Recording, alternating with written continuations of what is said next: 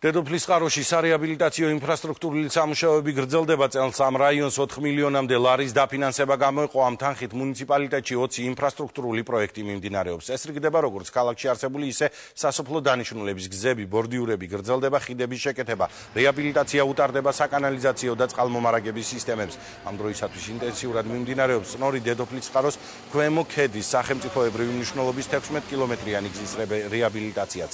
მთლიანობაში მიმდინარე წელს დედოფლისწყაროს მუნიციპალიტეტში 40 მილიონი ლარის ღირებულების ინფრასტრუქტურული სამუშაოები სრულდება.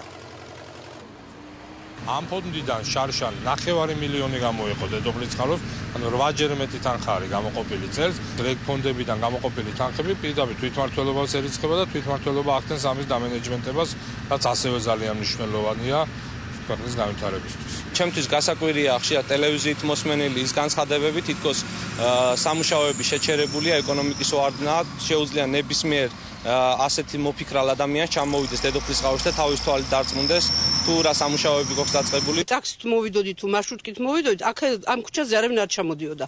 იმიტომ რომ ჩვენს გვერდებოდა და ისინი წერდებოდნენ ძალიან ცუდი დანგრეული გზა გქონდა და ეხლა ამჟამად ძალიან კმაყოფილები ვართ.